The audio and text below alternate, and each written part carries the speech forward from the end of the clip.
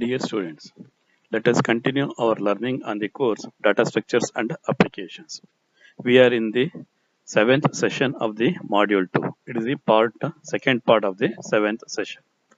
The topics covered under this session are double-ended queues, priority queues, and mazing problem.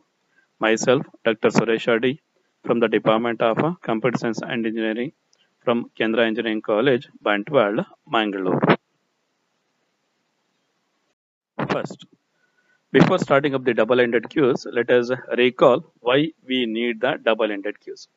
So as discussed in the previous session, the drawback of the normal queues. So the earlier we have stated that, so even though we have some empty locations in the normal queue at the beginning. So what is that scenario?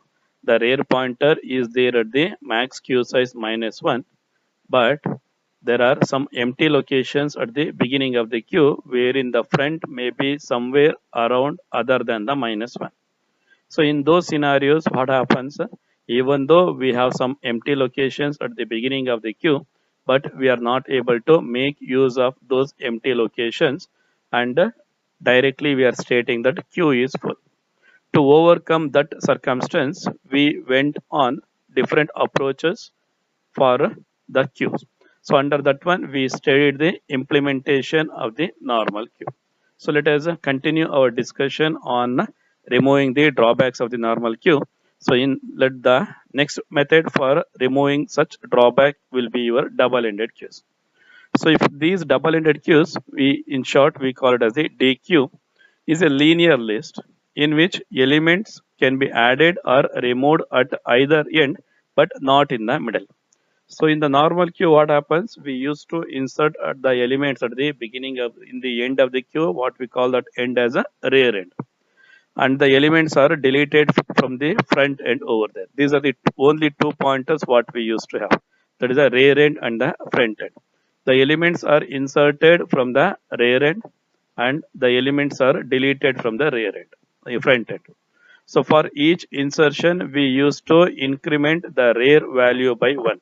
How we used to do that one? Rear will be equal to rear plus 1. Before doing that insertion, we used to check whether the rear pointer is there at the max queue size -1 to check that queue full condition. In the same mechanism, so for each deletion, before the deletion, we used to check whether the queue is empty. What was that condition? Front equal to rear. If the front equal to rear, then the queue is full. So in that scenario, what we used to, in that scenario, we will display the message queue empty and we will proceed. If queue is not empty, then we used to increment the front value by 1.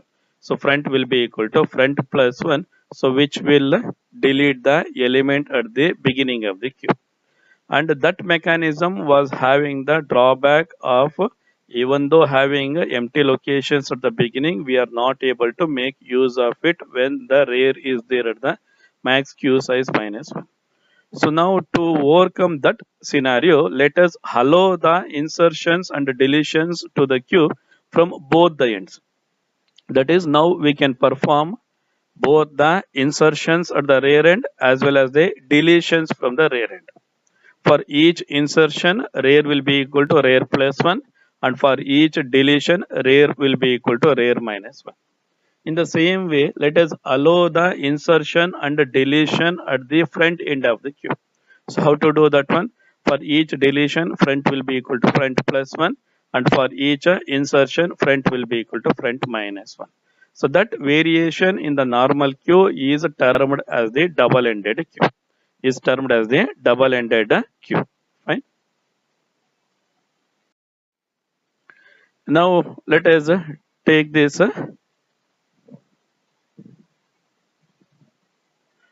Now let us take the representation of the queue. So now if you look over here, so we have the queue size is 8, starting from the index value 1 to 8. Now we have the two pointers over here. Instead of calling them as the rear and the front pointers, so now for the double-ended queues, we are calling them as the left end and the right end.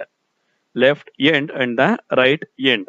And the condition what we use to check for the empty will be left will be equal to null. So left will be equal to null. This is the variation for the representations what we are using with our conventional notation of the front and the rear. So there in the queues, we are calling them as the front and the rear pointer over here. So here we are calling them as the left and the right end points of the queue. So the condition to check the empty will be left equal to null. Fine. So now here the left pointer is there at the location 4 and the left pointer is there at the location 4 and the right will be there at the location 7. Fine. So the left is there at the location 4 and right is there at the location 7. So now we are allowed with both the insertion and deletion from both the ends. Either we can do the insertion from the left end. How to insert the element? Left will be equal to left minus 1. Then in that scenario, the value of the left will be 4 minus 1, which will be equal to 3. Then we can insert our element. Or we can insert the element to the right end. How to insert that element? Right will be equal to right plus 1. The value will be changed from 7 to 8. Then we can insert that element. For deletion, left will be equal to left. Suppose I want to delete the element at 4. So what is the element at 4? The element at 4 is a. So now I want to delete this element. So how to do that one? Left equal to left plus 1. Suppose I want to delete the element at the rear end. So rear end is your right end. So now how to do that one? Right will be equal to right minus 1. So what is the right value? Earlier it was 7. So now when I make a right equal to right minus 1, that value will be changed to 6. So that will delete the element at the end, which is the triple D over there. So these are the two pointers what we are using. That is the left and the right pointers for representing the double-ended queue.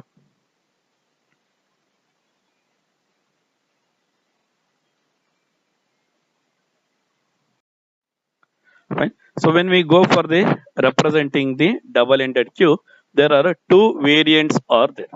The two variants are one will be your input restricted double-ended queue, other is the output restricted double-ended queue.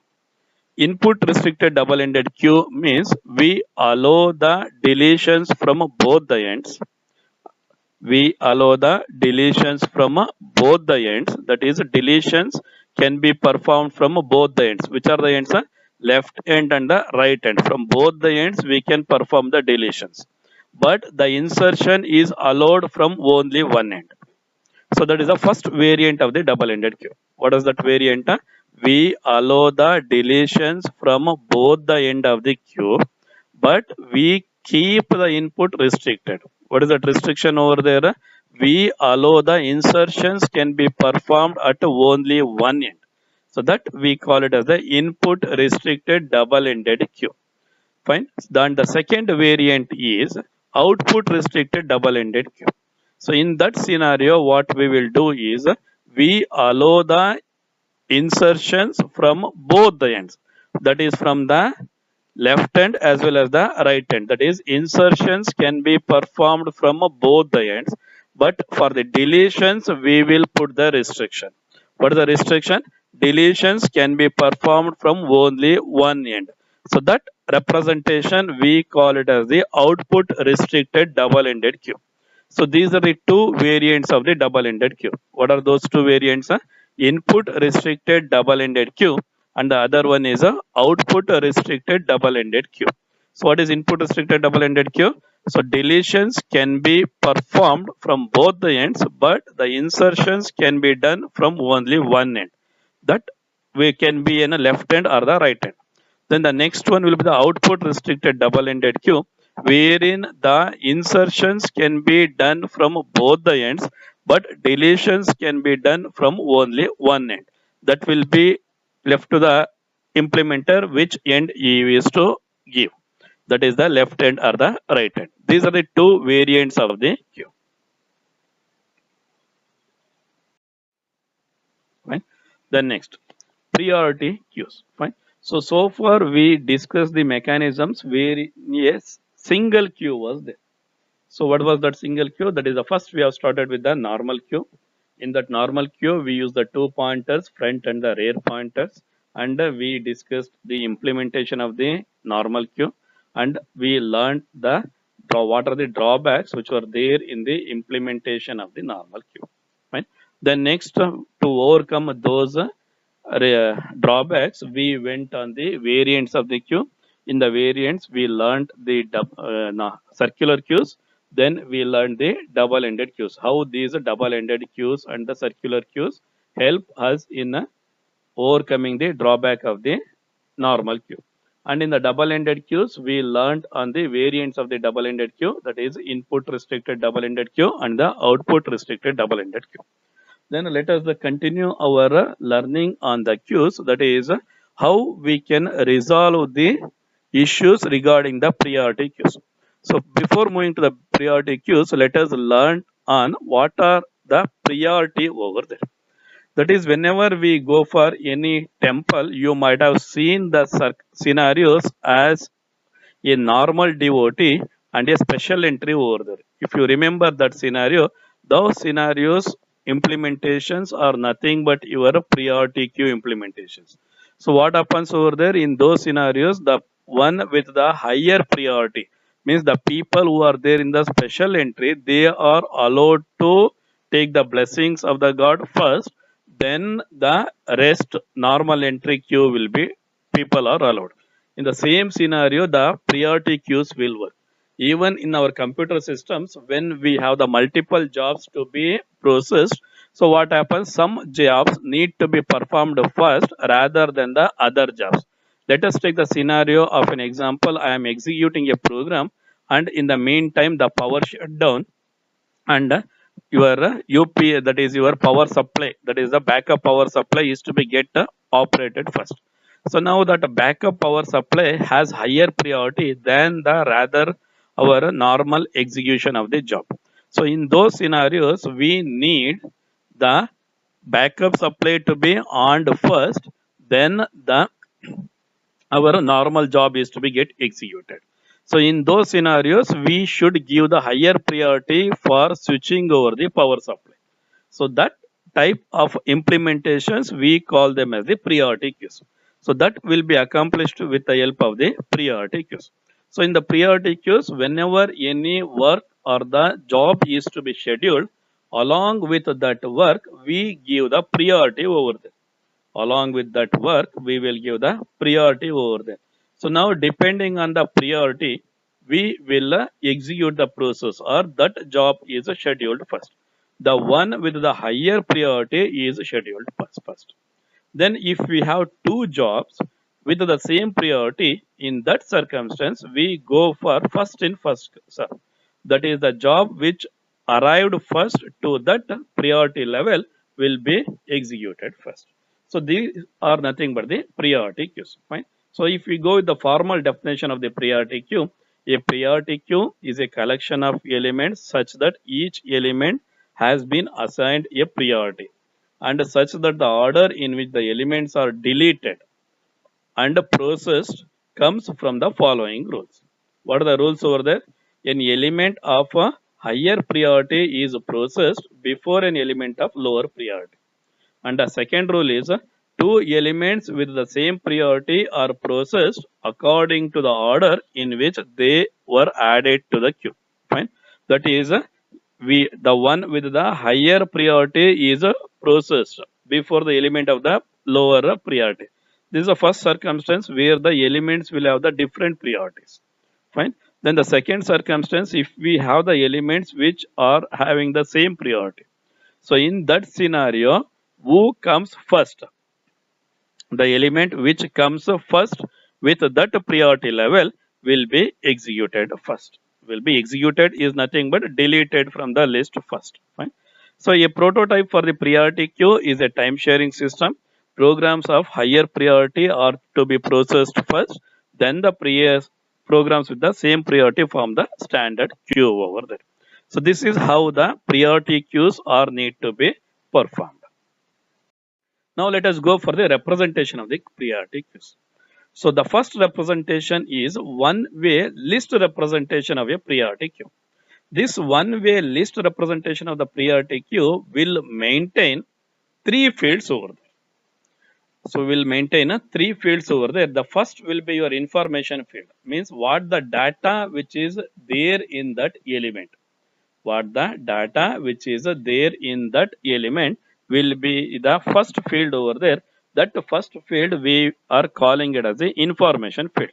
The information which is there in that field, we are calling it as the information field over there. And the second entity will be your priority number. That is, lower the priority number, highest the priority will be there. Like your rank, CET rank. What is your CET rank? Rank 1 will be the highest rather than the rank 2. Rank 2 is the highest rather than the rank 3. That is, the rank number with the lowest value will have the highest priority. Same way, here also the priority number with the lower value will have the higher priority over there in the representation. Fine. And the next one will be the link number, which will give us the next element which need to be processed. The next element which need to be processed over there. Fine. Then next, when we go for that representation, if we have the two nodes, let us assume X and the Y.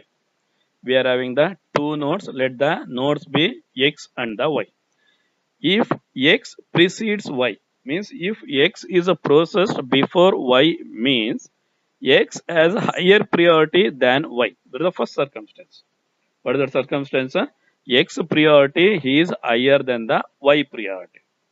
And if we take both are having the same priority, then X comes first than the Y. That is, X is added to the list before the Y. Fine. So in these two circumstances, X precedes the Y in that list. Now let us take the simple implementation over here. That is your one-way list representation of the priority queue. So now if you take this example, first we have the starting point, which will tell us the first node need to be processed. Which will tell us the first node need to be processed. Let the element be triple A. For the priority of it, we are taken the priority of it as the 1. That is the first element in that list. Then next we are having the two elements triple B and the triple C with the same priority level of 2. Triple A is having the priority level of 1. Triple B and the triple C are having the priority level of 2. Since the triple B has comes first than the triple C, so B is there connected to triple A, then triple C is connected to your triple B node over there. Then next will be the triple D, triple E and the triple F. They are there at the priority level 4, which will be attached after the 2.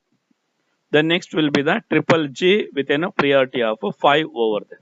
Right? So now this is the simple representation, one-way list representation of the priority queue. The same representation, if you continue over here, the starting node is the triple A. Fine, the starting node is our triple A, which is there at the index value 5. That will be our starting point. That will be our starting point. That is a start node will tell us the first element need to be processed. Fine. What is the priority of that triple A? The priority of the triple A is a 1. Fine. Then next, what is the next node which was connected? Which it was a triple B within priority level of 2. So now at what index it is present? It is present at the index 1. So we will connect that link over here. So that now I can connect this one. Fine. The next one. After triple B is there at the priority level 2. After triple B, triple C. Where triple C is present at what index? 6 index. That link will be given here. That link will be given here. Next to the triple C will be your triple D, which was there at the index value 4, at the index value 3. So that index will be given. Fine. Then next, after the triple D, triple E, the index value is 4. The index value is 4. Then after the triple E, it is a triple F, the index value is 9. The index value is 9. Then after that triple F, we have the triple G, the index value is 8. That is, we will maintain three fields over there for the representation of the priority queue. What are the three fields? Information field, priority field, and the link field. Along with that one, what we are do we will maintain? We will maintain the two pointers over there. One will be our start pointer, which will give us the first node address, that is the index of the first node. And the next will be one more will be your available, that will keep track of the available places in the list. That will keep track of the available places in the list over there. Now, how to process, that is the your priority queues. First, the deletion algorithm. The deletion algorithm. So now in that priority queue, which element to be deleted first? The element with the highest priority, which is whose index value is given by start. Whose index value is given by start, that need to be processed first. Fine. Now to process that element, what we will do? That element need to be deleted. So how to process that one? The information which is present at the start. So start will give us the index where that first element with the highest priority is present. Fine. That we will copy to the item and we delete the first one. Fine. Then next, the your start value will be connected, will be changed to the link field of that one. Will be changed to the link field of that one. That is a delete the first node from the list. And you process that item, whatever the item you want, you have saved at the first element, that will be processed. Fine. This is the representation or the algorithm for deletion of the element from the priority queue. Now, to add an element to the priority queue, to add an element to the priority queue. Fine. To add the element to the priority queue, we need to have, we need to insert a node over there. We need to insert the node. Fine. Suppose assume that I have a node over here. Let the node be having the value as a p with the priority level of 3, and the link to this one, it is a link to the one more node, let it be yes, within priority level of 4, and it is continued, and this is somewhere connected here. Now assume that I have a element called q which need to be inserted with a which is there with a priority of 4. So now where this element need to be inserted, it is need to be inserted in the list. It need to be inserted in the list in between your P and the S. In between this P and the S, I need to insert this element.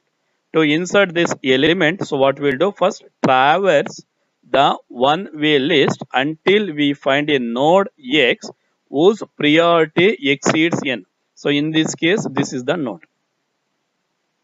Let me take this priority as a 5 over here, then it will be much more clear. Fine. Let us take yes with a priority of 5 over there. Fine.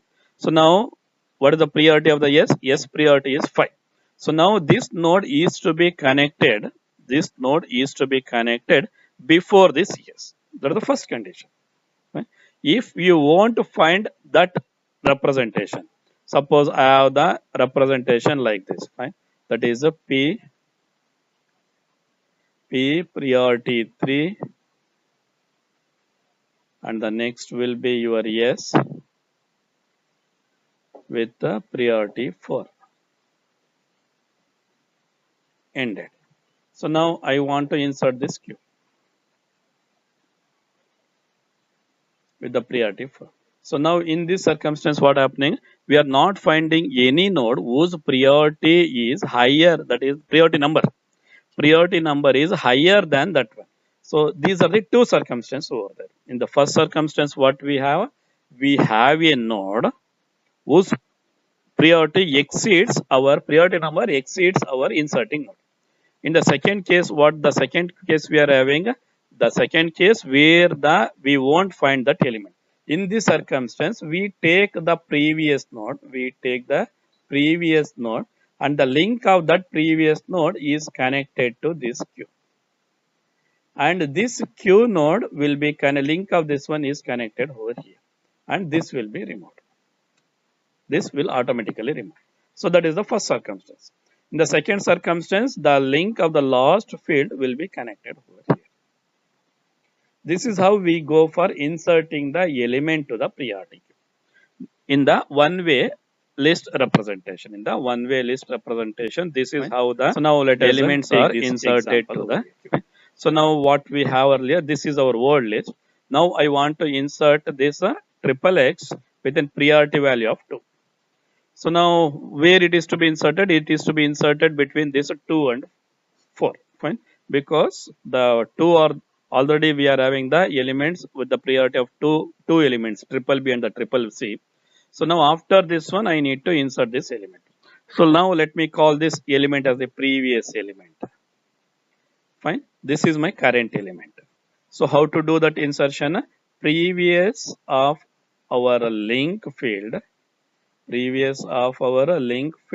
should point to our inserting field. Let me call that inserting node as the I. It should point to our inserting node I. Then what is the next change I need to make? Inserting link is to be connected to our C. It is to be connected to our C. Fine. So that will insert the element. Fine. So this is how we will insert an element to the priority queues.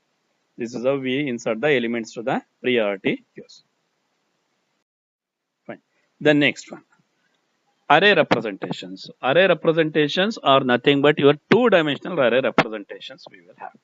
That is, for each row we assign the priority. Suppose my system can give the priority to a level of 5, means I will create the matrix that is nothing but your two-dimensional array where the number of rows will be equal to 5. For each row, I maintain two different pointers, front and the rear pointers. Front for the first one, front for the second one, front for the third one, front for the fourth one, front for the fifth one. In the same way, I maintain two rear pointer for the each rows. And whenever the element will arrive, I will insert that element to the respective queue. I will insert that element with that priority number. Priority number will be your row number. So whatever the priority number will be there, to that priority number row, I am going to insert my element. Fine. That is, it is represented by a two-dimensional array instead of the linear single-dimensional array. Let us take this example over here. Fine. So now the system can have the 5 levels of priority. So we are creating the 5 levels over here, 1, 2, 3, 4 and the 5.